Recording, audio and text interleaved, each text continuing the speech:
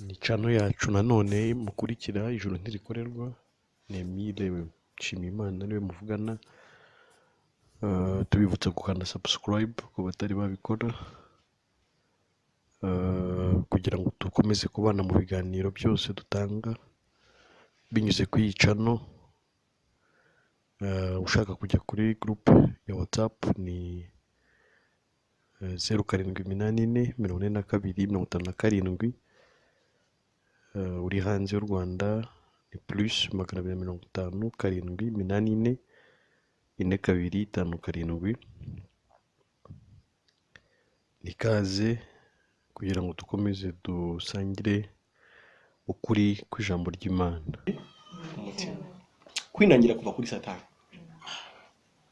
Kwinangira kuva kuri Satani kuko ni ukomeza kubwira umuntu ngo hoya wikwemera gutsindwa. Sibyo? Wikwemera gutsindwa imbere y'Imana. Wikwemera ko wowe udashobora kugira ute gukirano. Abo komeza ugerageze. Sibyo? Komeza ugerageze bizakunda. Sibyo? Satani ubwira abantu kwinangira umutima. Birikumvikana akomeze yigarurire wa muntu yatandukanije n'Imana. Ariko iyo wemereye Imana ko muri wowe nta kintu kiza kibaho. Iyo wemereye Imana ko udashobora gukiranuka. Iyo wemereye Imana ko kumbi wari waribeshye. Ko ari yo yonyine ikiranuka. Ko udakiranuka. Nayo ngo ituvuga ati nicyo nashaka. Ikakubaraho gukiranuka kwande kwa Yesu. Ukabana n'Imana amahoro ariko utabiheshejwe n'umurimo wawe n'umwe. Birikumvikana? Ahubwo ubiheshejwe n'icyo Yesu yagize ute yakoze. Sibyo? Imana ikaba yongeye kubona wa muntu yari atakaje. Sibyo? Kuko yigeze ambaza ngo none se ngo niyo shusho y'Imana twatakaje muri Edeni. Ishusho y'Imana twatakaje ni iyi. Ubu ni Imana yashakaga umuntu yo ubwayo ikoreramo. Uri kubyumva?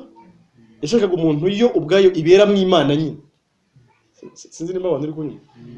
Umuntu we ubura aho ngaho ntacyo ashoboye, ntacyo ari cyo, ahubwo Imana yo ubwayo ikaberaho ubuzima bwayo muri uwo muntu. Tujyane neza. Hanyuma nyine Imana ikigaragariza muri we. Unyumve neza. Noneho umuntu amenye ubwenge bw'icyiza n'ikibi, ntabwo Imana ari kubigikoreye muri we kandi nawe azi. Nawe ubwe yibereye Imana ku giti. Ese nimubyibuka ko Imana yavuze ngo ubu ngo ahindutse nk'imwe muri twe. Biri kumvikana? Mwene magambo nawe agize kwitekerereza, agize kwibeshaho.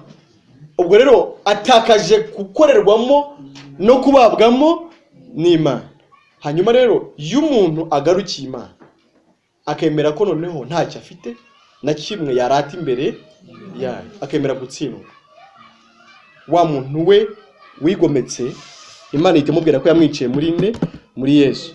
Abo ikazura undi muntu mushyashya we noneho udafite kwibeshaho no kwigenera, ahubwo ufite kugengwa n'Imana gusa. Uri kubyumva noneho wa muntu rero mushya uri aho ngaho udafite ikintu na kimwe yarata imbere y'Imana, ahubwo uri aho nk'igikoresho gusa Imana y'ubwo yagenderamo igakoreramo. Uwo ni Imana agira gute yashakaga. Niyo mpamvu birivuga ngo no turabe Imana yaremye ngo ituremeye imirimo myiza muri Kristo Yesu, ngo yiteguriye kera ngo kugira ngo tugire gute tugenere. Uri kunyumva noneho? Ni wa muntu nawe wemera ko iby'Imana ari byo byonyine bifite agaciro. Ni wemera ko ibyo Yesu yakoze ari byonyine bifite agaciro. Wajya wirata ukirata Yesu. Wajya wirata ukavuga ibyo Yesu yakoze gusa, apana wowe ibyo wakoze. Ubu niwe muntu Imana agira gute yashakaga. Sivyo? Iyo wizeye Yesu rero ubuhindutse wa muntu noneho mushya Imana igira gute ishaka. Niyo mpamvu ijambo ry'Imana rivuga ngo utabaye nk'umwana muto ntushobora kwinjira mu bwami bw'Imana. Bivuze iki? Bivuze ngo bisaba ngo ube nta kintu cyawe ufite, uze nk'umwana muto. Nabonye mufite mw'abana batoya. Umwana muto mu rugo burya aricara ibintu byose bakagira gute bakamukorera. Ariko yamaze kungana na Claude uravuga nawe ukavuga. Biri kumvikana? Yamaze ngo na Claude babihindutse. Niyo mpamvu rero Imana yavuze ityo ngo bisaba ngo umuntu aze ameze nk'umwana muto kugira ngo abashe kwinjira mu bwami bw'Imana. Nico bishatse kuvuga. Kubera ko Imana ntabwo ishaka umuntu ivuga ngo nawe avuge, ikore nawe akore. Ubu muzehe yakorera amafaranga na Claude agakorera ndi. Muzehe yahana Claude agaha. Uwo rero siwe mwana mutoyi. Uwo ni mukuru. Uwo ntabwo Imana imushaka. Imana irashaka wa muntu udafite ikintu namba. Niyo Bibiri ivuga ngo nta mutunzi wakwinjira mu bwami bw'Imana. Ntabwo umutunzi ari umuntu ufite remorque cyangwa se ufite etage i Nyagatare mu mujyi. Sibyo? Kubera ko hano nabonye na etage ihari. Hano turi ubwo ahari ugeze i Nyagatare ukazisanga uvuga ati dore abantu b'abatunzi. Ariko si uwo mutunzi Yesu yavuze. Ahubwo yavugaga umutunzi nk'ufite imirimo ye yo gukiranuka yarata imbere y'Imana ikamujyana mu ijuru. ubundi kurata imbere y'Imana ni ubwishyu bw'ijuru. Ego. Ikintu wavuga uti ngiye kugira ngo arime. Ego. Ndaditwaza iki. Ego. Ukita utaraba imbokoboko. Hari yaguha kuko nyine naba mufatanyije kuri ruhira. Ego. Ariko wanariza n'Imana wazanayisohora mu ijuru. Uramutse ujyanyweyo nibyo wakoze. Mwavugana ati fata hawe nanjye fata hawe. Umutunzi rero Bibiri ivuga umutunzi Bibiri ivuga ni umuntu ufite ibintu bye yishinyikirijeho yakoze akumva ko byamuhesha ijuru. Ntashobora kuryinjira. Biri kumvikana? Uwo niwe mutunzi. Sibyo? Bisaba rero ubu umukene mu mutima. Niyo mpamvu Bibiri ivuga ngo hahirwa abakene. Ntabwo abakene ari abantu bamuha igishoro cya mbere cy'ubudehe hano. Oya? Waba uri no mu cyakane ariko ukaba umukene mu mutima. Biri kumvikana? Umukene mu mutima ni wa wundi udafite gukiranuka kwe. Yishingikirijeho na gutoye. Avuge ngo niko kwamesha kujya mu ijuru. Wa mufarisayo no mukoresha w'ikoro reka mpagaruke. Umukoresha w'ikoro we yarazi ko ari umunyabyaha. Sibyo? Ngo barazamukanye bajya gusenga noneho ngo umufarisayo aravuga ati Mana ati ngiye urabizi mu cyumweru nirizamo ako kabiri. Niko yavuze. Kujyanye n'amaturo na kimwe mu 10. Aho ngaho urabizi neza ko mbitunganya. Gufasha abakene rwose dinyangamugayo birazwi no muri quartier. Arivuga umukoresha y'ikora avuga ati Mana ngeweho nkeneye guzimba bazi. Ngeweho ndi mubi. Aho ngaho baranditse ngo yanahangaye kureba mu ijuru. Ngo aho Imana. Kubera ko yarazi ko ari umunyabyaha. Ngo abantu bombi ngo umukoresha w'ikora niwe wamanutse ngasubira iwe atsindishirije. Birumvikana? Imana rero ikeneye umuntu udafite akantu na gatoya ke yagaragaza imbere yawe. Uwo nguwo niwe uhabwa gucyanuka kwande kwa Yesu. Nk'umwambaro, nk'umwitero rwose utagajuka udacuya uzamwinjiza hehe mu ijuru. Uwo niwe mwambaro w'ubukwe tuzayengukana imbere y'Imana. Imana nayo ikatwemera. Imana ishimwe ku bwa Yesu. Amen. Tubonye ko tugomba kwemerera Imana tukamera nk'abana batoya. None se ko bavuga ngo kwizera kutagira imirimo. Yego.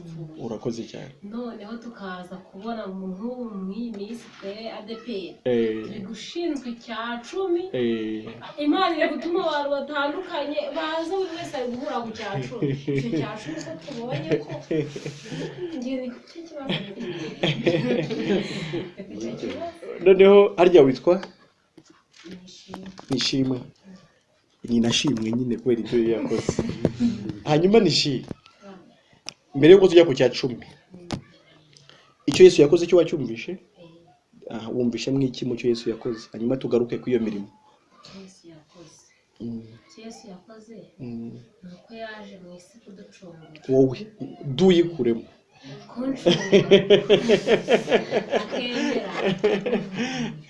Akendera kunyitangira ibyaha byanjye bikajya kuri we gukiranuka kwe kukajya kuri njyewe. Amen. Icyo yaje gukora. Yego. ibyo se urumva bimaze iki? Yesu urumva yarabikoze yaranarangiye, kuri nishimwe urumva byamara iki? Kuba Yesu yarabikoze urumva byakumarira iki aka kanya turimo aka kanya? Ese ko Yesu yarangije ko uwo murimo, ubu noneho nyine uri umukiranutsi? Kuko wari umubajije kumbwira ati yafashe ibyaha byanjye abyishyiraho ahinduka umunyabyaha, nawe ampa gukiranuka kwe kugira ngo mpinduke umukiranutsi. Ubu se nyine uburi we aka kanya turi kuvugana? Ntabwo uri umukiranutsi. Kubera icyo utari we rero? Aho niho nshaka ko twinjira. Ntabwo ndi umukiranutsi kubera ko ntemeye ko we yazize ibyaha byanjye akabambwa nkabambwa. Kuko nanjye nagendeye muri bimwe by'uko umwana w'umuntu yakomotse kuri Adamu na Eva, bya 10 dutanga kugira kugira dukore neza kugira ngo Imana itwemere, nanjye aho nawakozeho. Numva rero ko nari umukiranutsi uturutse he? Ubwo naravuze ngo ubwo ndi habiri ndi gukeza abami babiri, ndafata ku kwizera nkizera no mu gukora naho hose nkakora kugira ngo Imana irusheho kunyemera. Okay. Ntabwo ndi umukiranutsi. Yego. Nishi ariko urabizi ko abakiranutsi bonyine bo bazajya biravuga ngo abera bo mwisi nizo mfura Uwiteka yishimira, sibyo? Noneho rero urumva mbere yuko tujya kw'ibyo bindi by'icya 10 n'imirimo kwizera kutagira na magambo n'umuntu muri Yakobo turaza kuyavugaho, na bya bindi byo gutwarana turabivugaho byose, ariko mbere y'ibindi bintu byose, sibyo? Icyo ngicyo utari wemera nicyo usabwa kwemera, sibyo? Uko nako kwizera nyine. Ubundi ahantu abantu badushukira cyane, sibyo? Niko batubwira ngo kwizera kutagira imirimo kugize gute kurapfuye. Noneho bakatubwira ngo noneho nimuze mukore imirimo kugira ngo mugire kwizera kuzuye. Kandi no kwizera bwako ntako urimo kumva ikibazo? Baravuga ngo nimukore imirimo kugira kwizera kuzure, kandi kwizera bwako ntago guhari. Kwizera Yesu nibyo bituma umuntu ahinduka umukiranutsi. Bikumvikana? Ariko gukiranuka ubazweho nkuko bisobanuye neza, atari gukiranuka wowe wagize ute wakoreye. Ubimanishe? Atari gukiranuka wagize ute wakoreye. Mu yandi magambo, ibyo Yesu yakoze birahagije kugira ngo wowe ubashe kujya mu ijuru. Yaravuze ngo ninjye nzira, ninjye kuri, ni nanjye bugingo, nta wajya kwa Data atari njyewe. Bikumvikana? Nta wajya kwa Data atari njye umujyanye. Bari magambo nta kintu na kimwe cyawe cyagoyesha kujya mu ijuru, keretse wemeye ibyo Yesu yagize ute yakoze. None rero birasaba ngo wizere ibyo biguhanirizwe no kumukiranutsi imbere y'Imana. Wibonera ijuru riciye kuri Yesu ridaciye ku mirimo yawe. Kubera ko twabonye ko n'ibyo umuntu agerageza gukiranukamo byose ari ubushwambagara buriho n'ibizinga imbere y'Imana. Ntabwo bushwambagara buriho n'ibizinga rero ari buzarata hehe imbere y'Imana. Birasaba ngo uzajye mu ijuru ujyanwe no gukiranuka kwande kwa Yesu, no gukiranuka Imana yemera konyine. Kubera ko no gukiranuka n'ubundi kw'Imana nyine. Uri kubyumva neza? Uri kubyumva neza? Icyo rero utari kwizera nicyo ukwiriye kwizera, sibyo? Kandi nyine reka mvuge ngo kwizera Yesu siko gukiranuka kutagira imirimo, kuko deja hari ibyo Yesu yagize ute yakoze. Birikumvikana? Ubwo birumvikana ko niba nemeye ibyo Yesu yakoze, nemeye ngize kwizera gufite Satani zigura zigushika abantu anakoresheje Bibiliya. Cyeze niba wumva nta kintu kirimo. Cyeze niba wumva Yesu nta kintu yakoze. Ariko niba wumva hari icyo yakoze cyo kugukiza, ubwo kwizera nyine gufite. Badusomere muri Yohana 6:28 na 29. Yohana 6:28 na 29. Yego. 28 na 29. 28 baramubaza bati je gute dukore imirimo y'Imana? Uburetse gato bakujyane gake mise. Dukore dute ngo tube dukoze? Bari bafite ibibazo nk'icyawo. Bane bagabo bari bazi ko imirimo y'Imana ari bazi tugeneye kuduha liste y'ibigomba gukorwa kugira ngo tube twujuje imirimo Imana ishaka. Nakomeza arabasubiza ati umurimo w'Imana nguyu nuko mwizera uwo yatumye. Nicyo ndashakaga ko tuganiraho. Abantu bazi ko umurimo w'Imana ari ukuririmba muri korali ya mbere cyangwa iya kabiri. Abantu bazi ko abantu barategangaye bari gukora we noneho bari abantu no baraje bati tubwire baramwe tubwire neza dusobanurire dukeneye gukora imirimo y'Imana. None bavuga nk'ari myinshi. Arabwira ati rero umurimo w'Imana nguyu. Sibyo?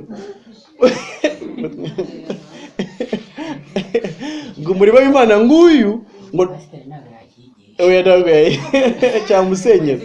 Ngo umurimo w'Imana nguyu ngo nuko mwizera uwo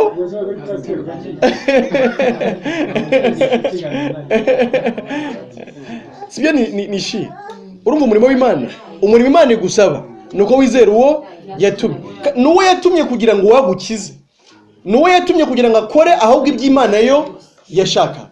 Nuwo yatumye kugira ngo akore ibyo utabasha gukora. Nuwo yatumye kugira ngo ucungure. Umucunguzi mujye mumwumva neza. Umucunguzi yahageze urataha. Abantu bakuru bari hano bazi bya Ndabaga. Yari umukobwa ariko ajya gucungura ise ku rugamba. Sibyo? Bisaba ngo yitoze kurasa, yitoze kwiruka, yitoze gusimbuka nk'umuhungu. Ngo nikuraho n'amabere. Kubera ko umubyeyi nta mwana w'umuhungu yari afite. Ugomba kumucungura. Sibyo? Noneho rero Ndabaga buri yagezeyo ibwami yaravuze ati nje gucungura data. Kandi bamukoresheje ibizambi basanga arabishobora. Ubwo rero se ko yarageze mu zabukuru aramubwira ati wowe gira gute? Taha kuko ubonye umucunguzi. Urimo kubyumva? Ndabaga nawe asigaye arebaga n'ibyarebaga nawe umucunguzi aje se urashaka gukorana n'umucunguzi gute? Umucunguzi nyine yaje kubera ko waraniwe. Yaje kubera ko wowe ntacyo wari gushobora. Yaje kubera ko wowe byakunani. Aza kugira ngo noneho akora ibyo byose wowe utari kubasha gukora hanyuma wemererwe mu by'umucunguzi wawe yagize ute yakoze. Hano abantu bafana imipira mu bantu twicaranye hano. Ura mubyeyi waje nyuma ndabona ari guseka nk'ajya afana. Ufaniye mama? Rayon Sport. Okay. Reka mama tuvugane. Simwe mwatwaye igikombe cy'ubushize harya cya championnat ni mwebwe? Icyari cyabanje ni Rayon Sport. Kandi igihe mu gitwara nawe wumvaga wagitwaye.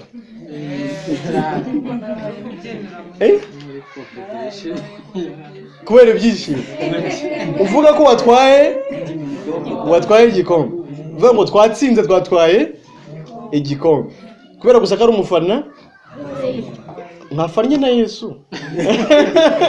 Kuki insinzi ya rero ibi yanyu insinzi ya Yesu ntibe birikumvikana. Ndagira ngo wumve gutsindi shirizo.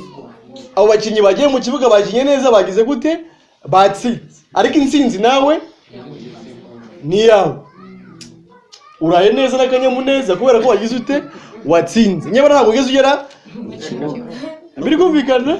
Komeye ikibuga ntiyahageze. Nyine numva ndetse n'abakinnyi n'icyo gikombe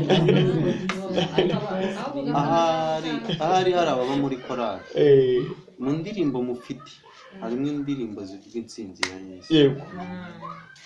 Ni ukuvuga ngo ushobora kwirwa uyiririmba mu magambo ukanayihimba ukayishyira hari ikaryoha abantu bakayishimira, ariko utazi neza icyo uri kuvuga. Niba tuvuze iby'igikombe, igikombe ubundi gitwarwa umukino warangiye. Umva nubwo APR yari kugenda igashyiramo ifirimbi ya nyuma yavuze, igatera mu izamu amashoti menshi, igikombe ni icyareye ibiri kuvunikira ubusa. Ni ukuvuga ngo rero Yesu nawe keretse niba utekereza ko hari ibintu bimwe atakoze byamunaniye akaba ari byo wenda nawe kugenda ngo unonosore ukore byongera ibyo yakoze hanyuma intsinzi igihe yaboneka. Ariko niba wemera ko Yesu yatsinze kandi ukemera ko iby'Imana ishaka byose byashohojwe neza n'ukuboko kwe, ntekereza ko wakitera hejuru ukavuga uti ikipe itsinda kandi itazatsindwa kuko itazongera gukina. Nuko numvaga ashaka ko tubyumva.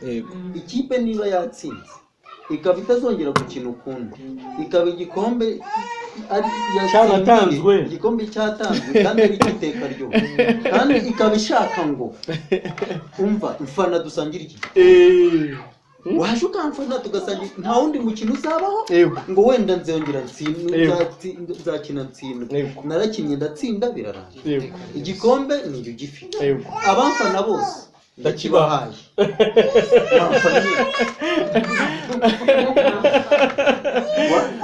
Kristo yari afite ijuru, ibyo mwene data yatangiriye. Yesu yabaga mu ijuru, ariko ibinezaneza by'Imana kwari ukubana n'umuntu. Irema umuntu imukunze, ibona izamwishimira kandi noneho by'iteka ryose. Satani ni uko yaciye inyuma mwabyumvise, ariko noneho Yesu nk'umwana w'Imana, jambo wari Imana kandi wahoranye n'Imana, abona umushinga wa papa nawe bateranyije utakwiye gupfa ubusa ngo ugende buheriheri. Satani yaba yongeye kudusuzugura kandi avuga ati niba ari icyo bisaba data, akaba bisaba ko buriya bwibone njya kubuhanira, ndemera ngende. Abamarayika n'abakerubi abo mu ijuru bose bagize ubwoba, habe ngo no kureba ku muzingo w'icyo gitabo. Ngira ngo mujya mubisomerwa muranabiririmba, basanga mwarabiyumbyemo n'indirimbo ko mu ijuru habaye inama. Inama yabaye mu ijuru yari iyo gushaka umuntu, yari iyo gushaka njyewe nawe. Noneho ariko inama iba ikibazo cyamaze kuvuka mu isi, umuntu yanduye hadatorotse none. Ni ukuvuga ngo inyoko umuntu yose ipfiriye hamwe, biragenda gute ko nanezezwaga no kuzabana n'umuntu iteka ryose? Imana nayo urumva yagize ikibazo, icyakayinejeje yabonye gipfuye, ariko iravuga ati tugomba gushaka igisubizo. Imana ni intore kurusha abanyarwanda baciye mu itorero, ikoranye inama. Hagomba kuboneka ujya gucungura umuntu. Kumucungura gute? Umuntu icya mbere, ibintu ari gukora byose, ibyo yita byiza n'ibyo yita bibi byose ni bibi, dore biri kundakaza. Hakenewe ko hagira ujyayo akabanza agatunganya biriya byose amategeko avuga, atishemo na kimwe. Kuko umuntu ari kugerageza kubikora ariko akabikora yigira nkanjye, kandi ako ni agasuzuguro. Kuko Satani niko yabwiye Eva, kandi agakora bimwe akica ibindi. Satani ajya kubizamya yabwiye ngwihi ngo ntabwo uzapfa, ahubwo uzamera nk'Imana. Urumva nuko uyu muntu uyu naza gaca hirya avuga numva wowe nukora iki n'iki ntacyo uzi, papa we ntacyo gutwara ahubwo uramera nkawe, ubundi umusimbure. Navuga mbega ntakubwira icyo kuvugaho, nawe uba umunyabubasha muri urwo rugo. Avuge nawe uvuga, utegeke nagera ugerure, ni ukuvuga ngo umuhangane. Nubwo buryo Satani yabibyemo bwo kwikuza, kandi si ubwa mbere yarabikoze, kuko no mu ijuru nicyo cyamuvanye. Aza rero noneho no kongera kubyinjiza mu muntu kugira ngo n'umuntu nawe yigomekane na Satani, kandi birakunda nyine umuntu ahita amwumvira. Niyo mpamvu na magingo ayo umuntu utekereza ko yajya mu ijuru kuko yarikoreye, n'ubundi aracyari guhangana n'Imana mu ikipe ya Satani. Nuko bimeze, kubera ko none se niba nakubaka inzu, ninde waza kandi gushaka kuyindushamo ububasha? Ariko none Imana ntabwo ishaka ibiyirusha ububasha, uretse natwe bantu. Na Yesu Kristo arayumvira kugeza ubwo yavuze ati ibyo ushaka byose njyewe nzabisohoza. Ndetse nicyo agiye gukora kindi akabanza akavuga ati data ndabona bikomeye, hariya ahantu harakomeye. Yararebye nyine, yongeye kureba ibintu biri kumubaho, reba ububabare agiye gucamo, abwira Imana ati data ndabona bikomeye, ahari niba hari ukundi wabigenza uyu mubabaro ukawucisha hirya, iki gikombe kindenge. Ariko arongera ubwo kumvira avuga ati ariko oya ntibibe ko nshaka ahubwo bibe uko wowe ushaka. None ninde waca bugufi cyangwa se ninde wakanga guca bugufi ngo kurusha umwana w'Imana? Ubwo uzamuye umutwe ukajya hejuru ya Yesu ntiwumva akaga uri kwishyiraho. Yesu ubwe yarayumviye kandi yarahoranye nayo, wahoranye n'Imana ngo umubyare mu byose nta kitararemwe nawe, ariko aravuga ati bibe uko ushaka bibe uko ngewe nshaka. Urumva? Noneho ibyo yabivuze amaze kugenza ati kuva yavuka yakuze adakoze icyaha kugeza ku iyo tariki yasengaga atyo, ntiyagira icyaha na kimwe akora, ntiyagira itegeko na rimwe yica, kuko niwe wari wivugiye ko wakica rimwe yayitondeye, ariko agasitara kuri rimwe ngo n'ubundi yose aba yishe. Kandi noneho yarigira n'iryo yica, ntiyari gucungura umuntu ngo bikunde, kuko nawe yari kuba agiye mu kigare cya Satani, nawe akaba ikigande nk'uko kose. Noneho urumva rero ko ikiba gisigaye ni iki, ni ukwemera ko Yesu yakoze imirimo, kuko Imana yari ifite byinshi ikeneye ku muntu, ni nako kumurundaho amategeko, ariko umuntu ntiyigera amenya ko uko amategeko yiyongera ariko no gutsindwa kwiyongera, ari nako ibyaha bigwira. Umuntu akavuga ati nani iyi saha ureba akaga ahantu kari, Imana yarekeye aho ariko abantu baracyayahimba. Muri korari murayafite, mwarimu yashyizeho aye, pasiteri ashyiraho aye, n'ay'icyumba arahari, n'ay'umuseke arahari. Reka mubwire, gutsindwa kw'abantu aho kugira ngo bave ku izima, batsindwa akomeye bagashaka ayo bita ko yoroshye nayo akabatsinda. Ibihano uzabimenyera muri korari, ari mwe mwicaye mukavuga muti korari yacu kugira ngo igende neza reka tugire gutya dushyiraho amategeko atugenga, ariko ikibikubwira ni uko uzajya ujya kubona ubone wayagonze kandi ari wowe wayashyizeho, nkanswe ay'Imana yashyizeho. Mu gice cyo kuva hari uko Abisiraheli bagiye bagira mwene ubwo bwibone bwo kwakira amategeko bishimye. Noneho Imana ikabwira Mose, genda ubabwire bakore ibi, Mose akaza akababwira, yamara kubitondora byose ntagire n'umutera hejuru ngo avuga ati ko ibyo bintu bikomeye utabishobora. Bose uko bakabaye bakavuga ngo ibyo byose Uwiteka avuze tuzabikora. Urumva nizo ngorane aho harimo kuvuga ngo natwe turashoboye, ibyo byose uvuze tuzabikora. Nuko nyine uyu musore yaba yamaze kwiyumva, noneho umugabo akavuga ati si ibyo, niba ubyara nanjye nabyara, ibyo byose uvuze nanjye nabikora, niba uzi ko uhahira urugo, niba ugura inka nanjye nayigura. Mwene data yigeze abikomozaho. Imana ishaka umuntu udafite ikintu na kimwe cyatuma azamura umutwe, udafite ikintu n'iki yayitenga imbere ngo avuge ngo Mana dore ibyiza nakoze. Cyane ko munamenye ko ibyo twita byiza, reka mbigarukeho mwihangane, ibyo twita byiza twakoze bikomoka ku giti kimwe, igiti kimwe cyo kumvira Satani. Ubundi Satani ibyo bintu byombi arabizi.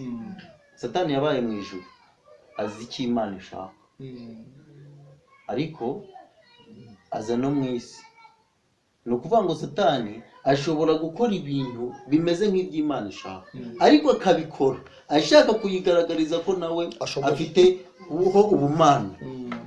Yego, nawe ari nk'akamana, nawe ushobora kuzamura urutugu, nawe ari umunyabushobozi. Noneho rero Satani we ibye ntibikosorwa, kubera ko Satani ari Uwiteka ryose. Noneho aravuga ati uyu muntu rero nawe ngiye kuca inyuma mushyire mu cyiciro cyanjye. Satani kubera ko ubuzima bwe, Satani n'abamarayika 1/3 bamanukanye, ubu ni abadayimoni na shefu Satani wabo, bose ntibazapfa kubera ko ari ibiremwa by'umwuka. Igihano cyabo kirateguye, ariko iyo Satani ataza gutsinda iyi turufu yo koshya umuntu, Satani yari kujya muri icyo gihano wenyine. Satani rero aravuga ati Imana twarahanganye nubwo yansinze, ariko noneho reka nyishoborere mu muntu mbivuguruze, ica nyine mu muntu iraza ishuke bati nukirya uzamera nk'Imana, we yumvira gusa ubundi dukorana. Umuntu atangira ubwo gukorana na Satani, atangira gukorana na Satani. Imana rero yo ntijye yivuguruza mu byo yavuze, niho no gukomera kw'Imana nyine kuri, kandi ibyo yavuze biba byanabaye, nubwo wabona bitinze ariko wagira ngo biratinze, ariko Imana yo kubera ko ari iteka ryose, ni nkuko bino mbikoze ubu hari nk'akantu kabona nkozi kakabona bimaze umwanya munini cyane, ariko noneho ku Mana byo bimera nk'uko bibaye. Umuntu kuvuka sibyo, umuntu kuvuka gupfa kujya mu muriro ni akanya gato imbere y'Imana, kubera ko yo ntigendera ku gihe. Noneho Satani amaze kuyobya umuntu gutyo agiye mu mwanya we kurwanya Imana, abantu tuvuka turwanya Imana. Noneho uko imbaraga ziyongera, uko tugenda tubasha gushinga, dutera umugeri bigakunda, tubasha guterura bigakunda, tubasha kuvuga bigakunda, tumenya inyuguti tukazimenya, tuzivugisha ibibi n'ibyiza bikomoka kwa Satani. Amaboko tukayakoresha dukora ibibi n'ibyiza bikomoka kuri Satani. Ubwo turi kurwanira Satani, turi mu ikipe imwe na Satani, ariko Kristo abona ko twapfiriye icyarimwe, twatsindiwe hamwe, amanurwa no kugira ngo basi icya mbere abanza atunganye iby'Imana yadushakagaho byose. Arabikora kuva agera mu isi kugera apfuye, ataracumurira Imana, atarica itegeko na rimwe. Ibyo ngibyo nta muntu n'umwe ku isi wabishoboye, nta n'uzabishobora uretse uw'Imana izabihembera kubera ko yizeye uwabishoboye ari we Kristo. Ibyo bintu Kristo niwe wenyine wakoze byiza bitavanze. Ibyo byiza bitavanze nibyo Imana yashakaga, kubera ko na mbere yuko aza mu isi yamwe yumvira Imana. Uko gukiranuka k'ukuntu yumviye Imana bakiri kumwe mu ijuru, n'ukuntu yumviye Imana yageze mu isi, n'ukuntu n'ubundi Kristo wumviye Imana ari we wagombaga n'ubundi gufata Imana agafata n'umuntu, avuga ati urumva yambaye umubiri kugira ngo ashyikire umuntu, ariko ubundi we yari Imana afite uruhande. Ni ukuvuga ngo aravuga ati kugira ngo ahuze umuntu n'Imana yemera kwambara umuntu. Muri we rero Imana ikabyemera, ibyandikisho muri Bibiliya ngo muri Kristo Yesu niba Imana yiyumviye n'abari neza, ntiyaba ikibabaraho ibicumuro byabo. Muri we niho nta handi wahurira n'Imana ngo ubure gupfa, ariko noneho muri Kristo, kubera ko Kristo ari we wakiranukiye Imana, ariko nanone akishyurira umuntu. Umva ukuntu ibintu Kristo yakoze umurimo ukomeye. Yarakiranutse ku gato no ku kanini, amaze gukiranuka, ariko asanga n'ubundi ntabwo yahita asubira mu ijuru, kandi umuntu deje afite ideni, afite urubanza n'Imana. Ubwo rero noneho nubwo naje ndi Imana, reka noneho ubwo ikibazo cyo gukiranuka ku by'amategeko Imana urabona ko nta kibazo, sawa, ariko n'ubundi ko umuntu atazabana nanjye adahanwe, kubera ko twagiranye isezerano ry'uko kiriya giti ntakiryaho, no gupfa agomba gupfa. Kandi ni ukuvuga ngo isezerano ryubahirizwe, isezerano rigenda neza ari uko ibyanditsemo byose, birigize byose byabaye, byasohojwe. Imana rero ntiribuze gusiba isezerano, ahubwo ibyo yavuganye n'umuntu bigomba kuba byose. Kristo rero niho yageze, noneho aravuga ngo niba bishoboka ni mu gihano. Ntabwo ari ibintu bya ruwaziri, ntabwo ari ibintu byo kunezerwa, kuko ntabwo wanezerwa ngo ubire ibyuya by'amaraso ntawagukubise. Ariko noneho nta nubwo wanezerwa ngo ugere aho utinya uvuga uti iki gikombe data niba bishoboka kindebe. Ariko yabonye igihano agiye guhanirwa mwene muntu, yabonye igihano agiye guhanirwa njyewe n'undi wese uzabyiringira, abona kirakomeye, atangira gushaka kugikwepa. Ariko aravuga ati n'ubundi namwe nkumvira, n'ubundi nibibe uko ushaka, ibibe uko njyewe nshaka. Nuko Imana rero muri Bibiliya yaranditse ngo yaramubabaje, ngo yaramushenjaguye, ngo ubwo ubugingo bwe buzitambaho impongano y'ibicumuro byacu. Imana niyo ubwayo yamwibabarije kubera ko yari gusoza isezerano yagiranye n'umuntu kandi yemeye nyine kubyitambikamo. Ubwo rero umuntu yatemeye ko Yesu yamuhaniye, ikiba kimusigariye ni ukuzihanirwa. Kandi iyo utemeye ko Yesu yakoze kuva yabaho ngo akore ibitunganye imbere y'Imana, uragumya ugakora nyine, nawe uragerageza ukore, ariko ingorane irimo nuko urakora, urakora, nugera mu rusengero ubikore ubone bimeze nk'aho byabaye byiza, ariko nuhura n'umuntu wanze kukwishyura umubwira uti ariko mawe iyo ubona utanyishyura ubona ko amafaranga yatari hamwe n'ibindi ntabwo kubita urushyi umurakarire, ntabwo tukumwishyure, no usange ibyo wakoze mu rusengero n'ibyo ukoze hanze byose bibaye kimwe. Amanota y'abakozi nayo arahari, yanditse mu Baroma 3:23 haranditse ngo bose bakoze twigeze tuwandika umurongo, sibyo? Bari magambo ngo nta mpamvu yo kwirirwa wongera gukora. Niba ushaka gukora ngo bazakwemere, we utaratangira gukora batanze resultat, batanze amanota yawe. Imana yamaze kuvuga ngo bose bakoze ibyaha ntibashyikira ubwiza bwanjye. Urumva ko icyo Imana yashakaga ni ubwiza bwayo. Urumva niyo waba mwiza abantu bakakwemera, waba mwiza ku rugero nyine rw'abantu, ariko ntabwo waba ushyikira ubwiza bw'Imana, kandi nibwo yo ishaka. Wakoze gukurikira ibiganiro byacu, tukibutsa ko ibi biganiro bikomeza, tugusaba niba utarabikora kugira ngo ukande subscribe kugira ngo ntihagire ikiganiro na kimwe kigucika, ariko kandi tugusaba no gusangiza abandi iyi channel kugira ngo ubutumwa bwiza wumvishe bugere no ku bandi, kuko niko ijambo ry'Imana ritubwira ko nkuko twaherewe ubusa natwe tutangira ubundi.